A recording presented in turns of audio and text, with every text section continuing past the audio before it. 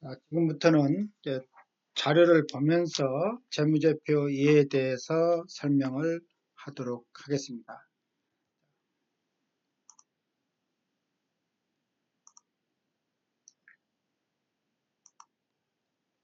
재무상태표를 보면 아까 얘기한 것처럼 왼쪽에는 자산, 오른쪽에는 부채, 이렇게 재무상태표는 구성이 되어 있습니다. 여기에 있는 화면에 본 것처럼 왼쪽에 자산은 유동자산과 비유동자산 이렇게 구분이 되어 있고요. 유동자산의 종류의 가장 대표적인 것이 이제 당좌자산입니다. 당좌자산, 당좌자산인데 그 당좌자산 중에서는 어떤 것이냐? 현금성 자산은 뭐 당연한 얘기고요. 두 번째, 단기 투자 자산은 별로 없고 가장 중요한 것이 매출채권입니다. 이 매출채권은 뭐냐? 매출채권은 두 가지인데 하나는 예상 매출금, 또 하나는 받을 업입니다. 그래서 예상 매출금이란 것은 말 그대로 그냥 이름만 보고 물건을 파는 것이 예상 매출금.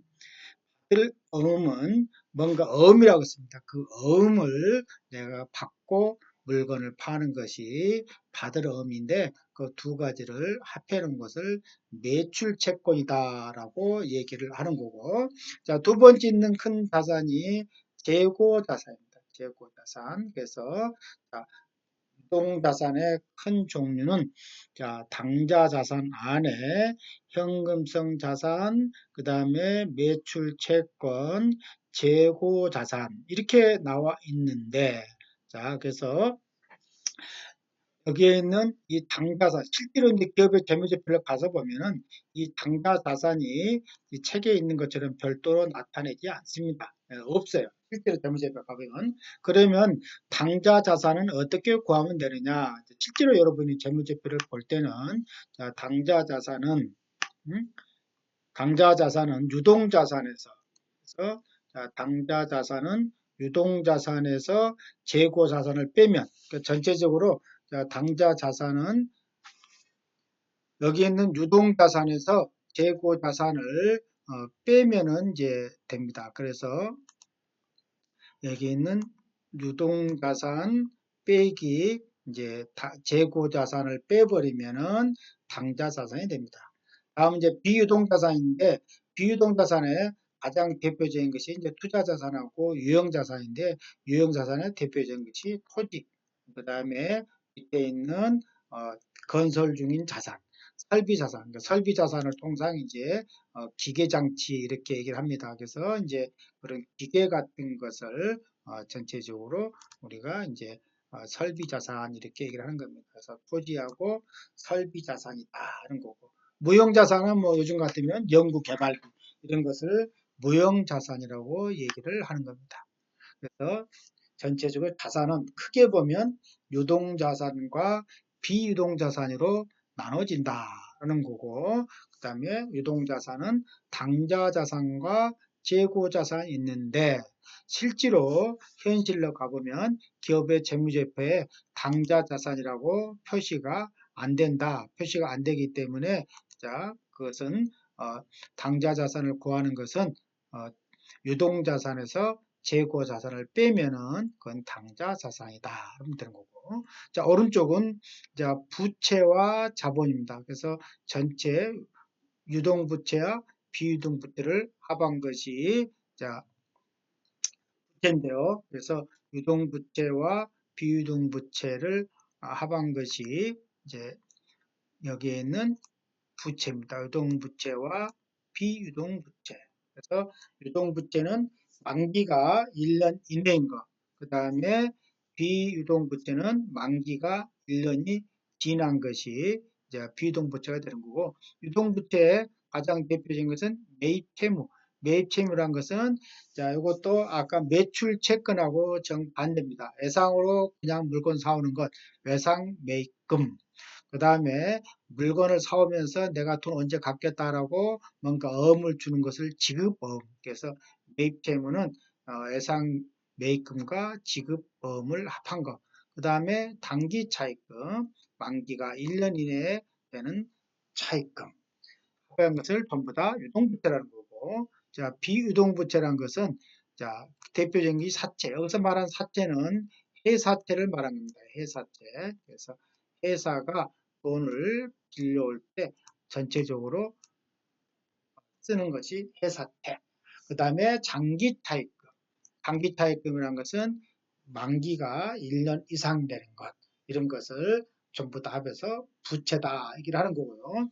자본은 아까 시작할 때 칠판에서 본 것처럼 자본금, 자본잉여금, 이익잉여금, 자본조정 이렇게 나머지 기타 보궐 손님 두 개 있는 건 별로 크지 않고요. 그래서 이렇게 네 가지가 있는 것을 자본금이다라고 이야기합니다. 이게 대표적으로 재무상태표를 나타내는 겁니다.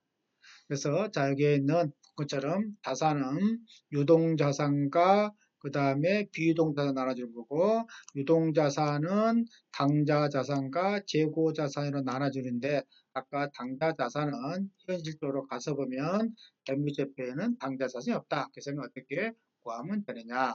이것은 전체적으로 유동자산.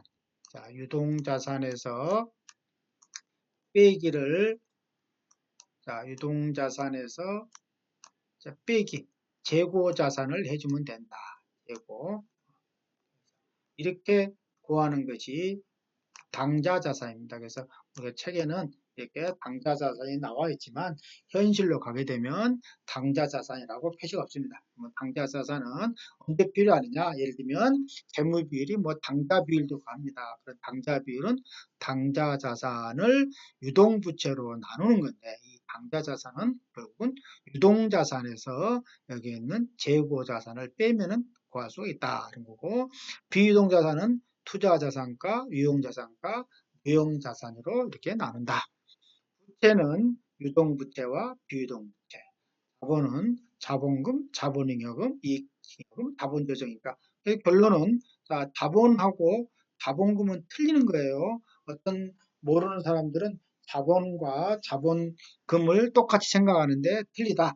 자본은 자본금, 자본잉여금, 이익잉여금, 자본조정, 기타 포괄소진 두 개를 다 합한 것이 자본이다. 자본금은 주주가 납입한 돈이다. 라고 이렇게 구분의 차이가 있습니다.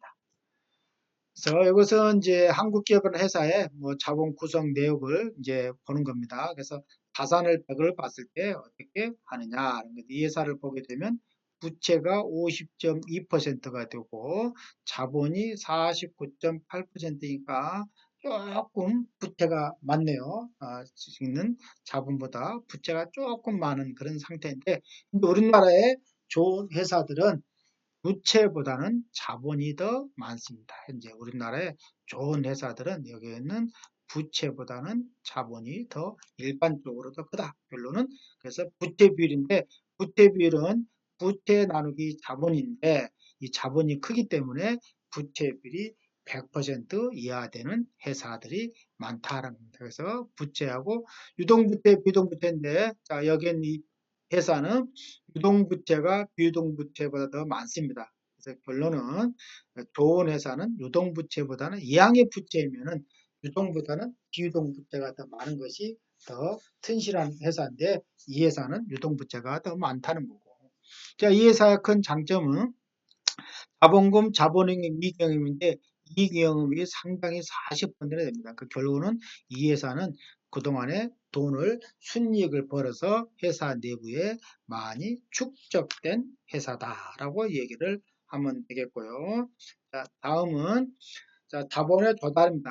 그래서 자본의 조달인데, 자, 자본의 조달에서 그 어떤 것이 위험이 크냐? 자, 밑에 있는 그 그림을 보게 되면 밑으로, 그러니까 유동부채에서 비유동부채의 자본으로 갈수록 위험이 작다는 뜻이고, 반대로 자본에서 비유동부채, 유동부채로 갈수록 위험이 커진다는 뜻입니다. 그래서 자, 위에 있는 제목처럼 자본에서 비유동부채, 유동부채 순위로 위험이 커진다. 그래서 자본에 도달해 있어서 할 수 있으면 가능하면 좋은 회사는 유동부채보다는 비유동부채, 비유동부채보다는 자본으로 도달하는 회사가 좋은 회사고, 그런 회사가 위험이 훨씬 작다라고 할 수 있겠습니다. 두 번째, 이제 세 번째 자본의 운용입니다.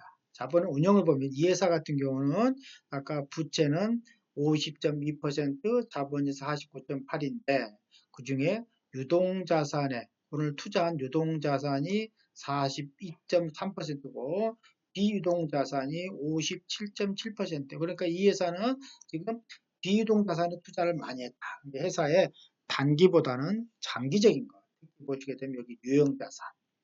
유형자산이 토지나 건물 이런 겁니다. 그래서 유형자산 투자를 많이 했기 때문에 앞으로 미래의 실적에 따라서 어떻게 성과에 따라서는 이 회사가 좋아지느냐 나빠지느냐 하는 거고 당좌자산하고 재고자산인데 재고자산보다는 당좌자산이 월등히 많다 이렇게 봅니다. 그래서 전체적으로 이 회사는 지금 미래에 대한 투자를 조금 많이 해놓은 그런 회사에 해당이 되겠다라고 우리가 나타낼 수 있겠습니다. 자, 자본의 운용은 유동자산하고 비유동자산인데 여기 있는 비유동자산으로 투자를 할수록 수익성이 점점점 커지는 겁니다. 의미는 자, 비유동자산에 투자를 많이 하면 할수록 수익성이 커지는데 단점이 뭐냐? 위험도 같이 커진다라는 겁니다. 그래서 비유동자산에 투자를 하게 되면 자, 수익성도 커지고 위험도 커진다. 그래서 나는 위험을 줄이기 위해서 유동자산에만 투자하겠다. 그러면 회사는 유동자산 투자하게 되면 그 대신 수익성이 떨어진다는 겁니다. 그래서 여기 본 것처럼 자, 유동자산에서 비유동자산으로 갈수록 유동자산에서 비유동자산으로 갈수록 위험은 커진다.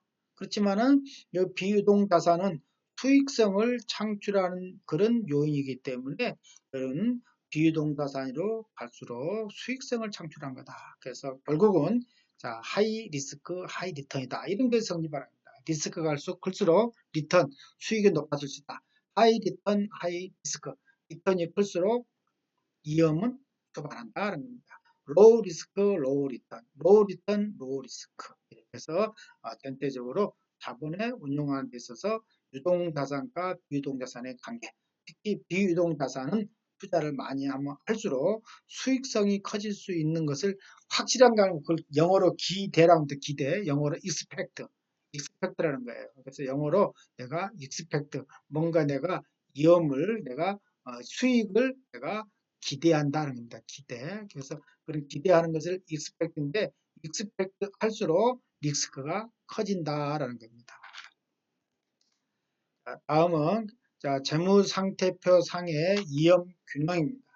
자, 자산 구성과 자본 구성의 이형 균형인데 자, 이 오른쪽에 보게 되면 부채 쪽은 우로 갈수록 그러니까 부채 쪽은 유동 부채 쪽으로 갈수록 자, 위험이 더 커진다라는 겁니다. 오른쪽에 부채 쪽으로 올라갈수록 위험은 커진다. 유동자산은 밑으로 비유동자산 쪽으로 갈수록 위험이 더 커진다.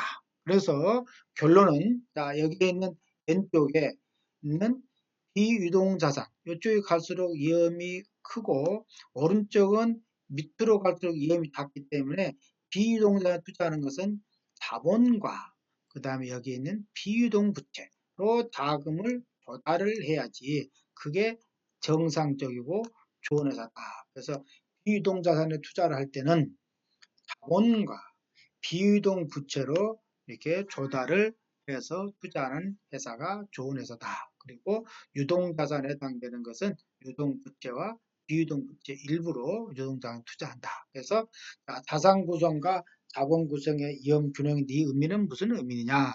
자, 비유동자산으로 갈수록 위험이 커지기 때문에 비유동자산에 투자하는 것은 위험이 작은 자본과 비유동 부채로 자금을 조달을 해야지 그런 회사가 좋은 회사고 그런 회사가 위험이 균형이 된다. 그래서 어떤 것을 투자를 할 때는 반드시 자금 조달을 여기에는 자본과 비유동 부채로 조달해야지 투자할 때 비유동 부채로 자금을 조달하게 되면 상당히 자금에서 문제가 될 가능성이 상당히 있다라는 겁니다.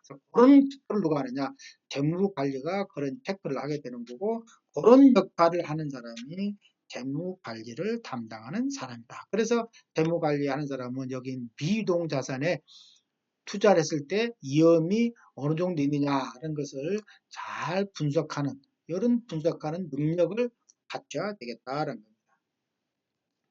그래서 자, 재무상태표상 위험 군행을 보게 되면 기업이 안정된 경영 상태를 하기 위해서는 자산 구성에 대한 위험과 그다음에 자본 구성의 위험이 서로 균형을 이루어야 되고 이때 균형을 이루어야 된다. 그래서 자, 자본 조달에서 위험이 가장 큰 유동 부채를 자산 구성에서 위험이 가장 작은 유동 자산으로 커버하지 못하면 그러니까 앞에 있는 유동 부채 여기 있는 유동 부채를 자 여기 있는 유동 자산 돈을 갚을 수 있는 것은 1년 이내에 갚아야 될 돈을 1년 이내에 현금화 될 수 있는 유동 자산 그러니까 결국은 유동 부채보다 유동 자산이 더 많아야 된다. 그래서 위험이 가장 큰 유동 부채를 위험이 가장 작은 유동 자산으로 커버하지 못하면 기업은 채무불이행이 뭐냐? 도산 가능성을 채무불이행이라고 합니다. 자, 두 번째, 위험이 큰 비유동 자산. 앞에 위험이 큰 비유동 자산을 위험이 작은 자기 자본과 비유동 부채 범위 내에서 하지 않을 때는 기업이 심각한 위험이 벌어질 수가 있다. 그래서 위험이 큰 비유동 자산 투자는 위험이 작은 자기 자본과 비유동 부채 범위 내에서 해야 된다. 다시 한번 그림을 보게 되면 자 여기에는 유동부채는 위험이 큰 유동부채는 위험이 작은 유동자산으로 가버려라.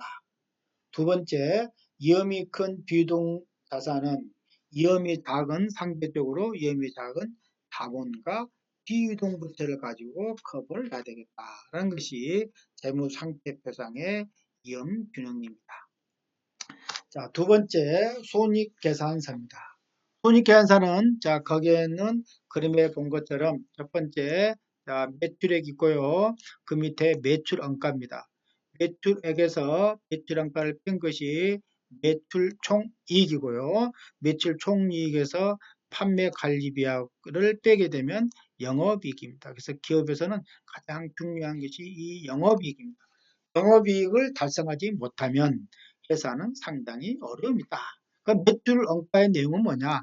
매출 원가의 내용은 재료비, 노무비, 경비다. 그래서 세 가지를 매출 원가입니다. 재료비, 노무비, 경비. 그 다음에 판매 관리비의 주요 내용은 뭐냐? 급여, 복리후생비, 직원들이죠. 그 다음에 광고 선전비, 운반비, 감가상각비 이런 내용이 주로 이제 판매 관리비인데 여기에 보게 되면 매출원가는 이렇게 책에 있는 것처럼 재료비, 노무비, 경비로 되어 있는 건 아니고요. 실제로 회계에서 볼 때는 이렇게 됩니다. 기초 제품 재고액에다가 단기 제품 재고액을 더해서 기말 제품 재고액을 빼면 되는 겁니다. 그게 매출원가입니다. 매출원가는 기초 제품 재고액 더하기 단기 제품 제조원가 빼기 기말 제품 재고액을 하게 됩니다. 그러니까 기초 제품 재고액과 단기 제품 제조원가를 더해서 기말 제품 재고액을 빼버리면 매출원가를 나타낼 수 있습니다. 그것은 이제 회계 원리는 그렇게 되어 있는데 자 여기서는 참고적으로 이해를 돕기 위해서 매출원가는 재료비, 노무비, 경비 이렇게 나타냈다는 겁니다. 그래서 그것이 기본적으로 원가에 해당되는 겁니다. 재료비, 노무비, 경비. 자, 영업이익에다가 이제 플러스 영업의 수익인데 영업의 수익의 가장 대부분이 이자나 배당금 그 다음에 외환차익인데 수출을 많이 하는 회사들은 외환차익 또는 수입을 많이 해서 마찬가지입니다. 외환차익이 있을 거고 자 영업의 수익은 일반적 회사라도 작습니다. 대부분은 이자 비용 이자 비용은 이걸 고정비라고 합니다. 회사가 이익이 많이 나든 작게 나든 지금처럼 자 코로나 바이러스 때문에 전 세계가 어려워도 이자 비용은 나가야 됩니다. 그래서 우리나라도 이제 그런 운동이 벌어지고 있죠. 조그만 자영업자, 그 다음에 이렇게 소규모업자들한테 대부분 임차해서 나가는데 착한 임대인에서 한 달치 임대료를 뭐 덜감해 준다든지 안 받는다든지 이런 운동이 벌어지고 있는 건데 그건 이자 비용이 고정적으로 나가기 때문에 그렇습니다. 대기업이나 소기업이나 중소기업이나 그건 다 마찬가지입니다. 그래서 영업이익에서 영업의 수익을 더하고 영업의 비용을 빼면은 그게 법인세 비용 타간중 순이익. 그러니까 어느 사람이나 어느 기업이나 세금은 내야 됩니다. 기업은 법인세, 개인은 개인 소득세라고 합니다. 그래서 그래서 법인세를 빼면은 그 다음에 나온 것이 당기순이익입니다. 그래서 기본적으로 회사는 당기순이익이 발생을 해야지 회사는 용속기업이 될 수가 있다. 그렇지만은 이런 당기순이익이 발생하려면 기본적으로 영업이익이 발생을 해야만이 당기순이익이 된다. 그래서 영업이익이 발생해야 세력이 튼튼하다. 이렇게 얘기를 하는 겁니다. 그래서 손익계산서는 이런 형태로 구성이 되어 있습니다. 자, 여기에는 조금 그것을 세부적으로 보게 되면 영업손익계산서, 그래서 매출액에서 영업비용을 뺀 것이 영업이익인데 여기서 영업비용은 뭐냐? 영업할 때 발생하는 비용이다 하는 겁니다. 그래서 영업할 때 발생하는 비용이 매출 원가와 판매비와 관리비 두 가지를 빼면 영업이익이죠. 그래서 매출액에서 영업비용 뺀 것이 영업이익인데 여기서 영업비용이라는 것은 뭘 말하느냐? 자, 매출 원가와 판매 관리비로 되어 있고, 자, 우리가 회계 기준에는 매출액에서 매출 원가를 뺀 것을 매출 총이익, 매출 총이익에서 판관비를 뺀 것을 영업이익, 이런 식으로 나타내도록 회계 기준이 되어 있습니다. 요즘은 IFRS라고 합니다. 그래서 IFRS의 기준에 이렇게 나타내 있습니다. 그래서 자, 여기 보면 매출액에서 매출원가를 빼는데 매출원가는 재료비, 노무비, 경비비로 구성되어 있고 거기서 매출에서 매출원가를 빼면은 매출총이익, 매출총이익에서 판매비와 관리비인데 급여 및 복리후생비, 광고성지비, 운반비, 감가상각비 등등을 빼면은 그것을 영업이익으로 나타내는데 자, 이 회사 같은 경우는 영업이익이 지금 7억 3천 퍼센트로 치면은 6.1%, 무엇이 필요하냐? 자, 매출액을 120, 120억에 100으로 봤을 때 6.1%다. 그래서 영업이익이 6.1% 발생하는 그런 회사에 해당되겠습니다. 자, 다음은 이 경상활동이라고 하는데 경상활동이 뭐냐? 자, 영업이익에서 회사의 경상 쪽으로 발생하는 건데 그것은 뭐냐? 영업의 활동이다. 그래서 영업활동의 대표적인 것은 영업의 수익과 영업의 비용인데 회사에서 제일 중요한 것은 이 중에서 이자 비용입니다. 이자 비용은 고정비용이기 때문에 그런 거고 요즘에 나와 있는 것이 이제 애완차익하고 애완차손이 있는데 요즘은 우리나라 기업들은 수출이나 수입을 해서 회사 이익을 난 회사들이 많기 때문에 애완차익이나 애완차손이 많이 발생하고 이런 애완차익이나 차손을 어떻게든지 많이 발생하는 게 좋은 게 아니고 어떻게 한차 이익이나 한차 손이 없이 해지를 잘하는 그런 것은 우리가 이제 선물 옵션에서 공부하겠죠. 그런 선물 옵션에서 공부를 해서 애완차익이나 타손이 될 수 있으면 변동폭이 다 가야 돼요. 변화가 크다는 얘기는 미래에 대한 불확실성이 크다는 얘기입니다. 그래서 그 변화가 작게끔 나타내는 것이 애완차익 차손입니다. 그래서 이 회사 같은 경우 애완차익 차손이 별로 안 되는데 실제 여러분 기업에 가서 하게 되면 애완차익이나 차손, 그러니까 차손은 당연히 나쁜 거고 애완차익이 많이 발생했다. 반드시 좋은 건 아니다. 그 잘못하게 되면 애완차익은 애완차손도 발생할 수 있다. 그래서 애완차익이나 애완차손이 발생하지 될 수 있으면 작게 발생할 수 있게끔 그렇게 나타내는 것은 선물 옵션에서 배워야 되겠다라는 거예요. 그래서 이제 법인세 비용 타감된 순이익에서 법인세를 빼버리면 이제 단기 순이익이 나옵니다. 그래서 기업의 가장 중요한 회사의 원천은 여기에 있는 단기 순이익. 단기 순이익은 당연히 나야 돼요. 단기 순이익이 안 나는 것을 단기 순손실입니다. 그래서 단기 순손실을 나눠서는 안 좋고 당연히 세금 내야 되겠죠. 그래서 세금은 이익이 많이 나면 세금을 많이 내기 때문에 결과적으로 세금을 많이 내는 회사가 좋은 회사라고 보면 되겠습니다. 개인도 마찬가지예요. 내가 소득세를 많이 낸다.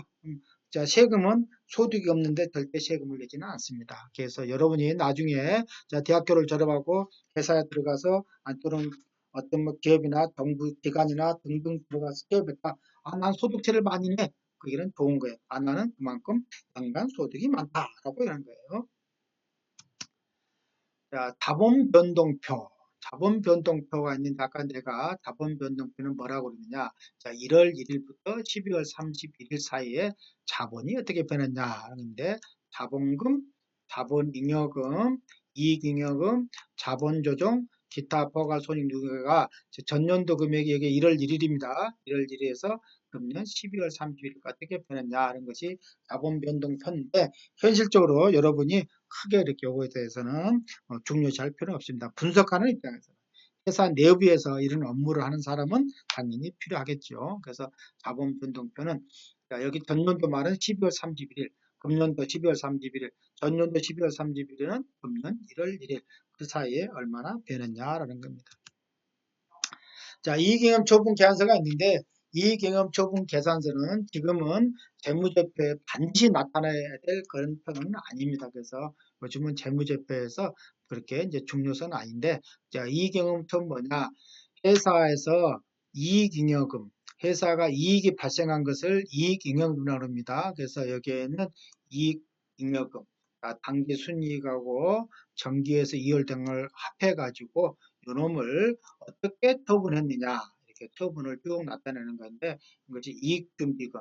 이익준비란 것은 법에서 이익 난 것 중에서 일정 부분을 적립하세요 하는 것이 이익준비금입니다. 그 다음에 배당금, 임의적립금 회사가 알아서 적립하는 이것을 빼고 다음 차기로 얼마나 이월했느냐 이렇게 이런 나타낸 표를 이익잉여 처분 계산서라고 얘기를 하는데 자, 재무제표에 네 개의 중요한 표현은 들어가진 않지만 회사가 얼마나 이익잉여금을 많이 처분하느냐, 배당금 얼마나 주느냐라고 보려면 이익잉여금 처분 계산서에 들어가서 봐야 됩니다.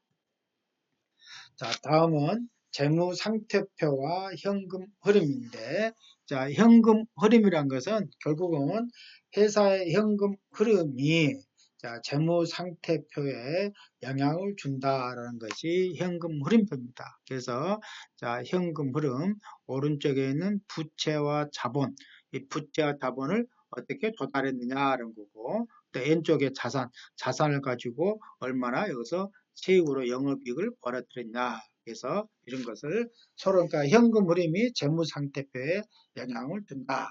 그래서 기업이 여기 있는 왼쪽에 자산을 보호하는 목적은 뭐냐? 영업활동을 통해서 어떻게 하면 현금 흐름을 내가 잘 얻어들이겠냐 하는 것이 목적으로 자산을 갖고 있다. 그러니까 결국은 기업은 비유동 자산을 보유하는 목적은 뭐냐? 영업활동을 통해서 어떻게 하면 돈을 벌겠느냐라는 겁니다. 그래서 영업활동 현금흐름 정보는 손익계산서의 매출액부터 영업이익까지 내가 정보를 받을 수가 있고 현금 유출 정보는 영업이익에서부터 순이익 사이까지 현금 유출이다. 그래서 돈을 현금 흐름 벌어들인 것은 영업활동. 그다음 벌어들인 영업에서 벌어들인 돈은 어디서 쓰느냐? 투자 재무활동인데 그 유출 정보는 영업이익부터 순이익 사이의 정보를 알 수가 있다라고 볼 수가 있습니다. 그래서 자, 여기에 있는 재무제표의 상호 관련성을 보게 되면 자, 영업활동, 이 영업활동하고 재무활동이 있는데 이 영업활동에 있는 매출액에서부터 시작해서 영업이익, 매출액에서 있는 이 영업활동은 전체적으로 오른쪽에 있는 유동자산과 비유동자산 요놈에 의해서 전부 다 영향을 받는 거고 그 다음에 자 여기에 있는 영업활동에서 나온 그 다음에 재무활동, 이 재무활동과 투자활동입니다. 그래서 여기서 벌어들인 것은 여기에 있는 유동부채하고 비유동부채의 자본, 재무활동은 여기에 있는 유동부채, 비유동부채의 자본과 서로 영향을 주는 거고 영업활동에 영향을 주는 것은 유동자산과 비유동자산에 영향을 주면서 서로 간에 관련성을 갖고 있다. 그래서 현금 흐름과 재무상태표와 손익계산서는 서로 끊어지는 게 아니고 서로 연관이 돼 있다는 것을 나타내는 그런 그림입니다. 여기까지 해가지고 여러분이 가장 기본적인 재무제표를 이해를 안 돼. 자, 여기서 현금 흐름표는 중요한 것이 아까 영업활동 현금 흐름이라고 해가지고 시작할 때 얘기를 했습니다. 그래서 별도 칠판에다 얘기한 것이 자, 현금 흐름 얘기했는데 전체적으로 자, 여기서 회계 원리를 배우지 않은 사람은 자, 다시 여기서 가장 기본적인 것을 내가 얘기를 한 거고요. 회계 원리를 배운 사람은 자, 여기에서 다시 한번 복습을 해서 회계 원리하고 재무 관리하고는 상당히 연관성을 가지고 있으니까 혹시 또 여기서 설명해서 부족한 부분은 연구실로 온다든지 또는 이메일이나 그 다음에 카톡이나 뭐 메시지로 연락을 주면 내가 또 다시 세세히 잘 가르쳐 줄 테니까 그렇게 연락 바랍니다. 그래서 자, 재무제표 2의 보충 자료입니다. 이것은 자, 사이버 캠퍼스에 이 자료 올려놨으니까 거기서 프린트를 해서 보고 혹시라도 그놈하고 이 지금 동영상 강의하고 같이 연관해서 보도록 하기 바랍니다. 그래서 여기까지 해서 제1장 재무 관리란 무엇이냐라는 것은 끝내고 자 다음은 제 2장으로 들어가도록 하겠습니다. 자, 수고했습니다.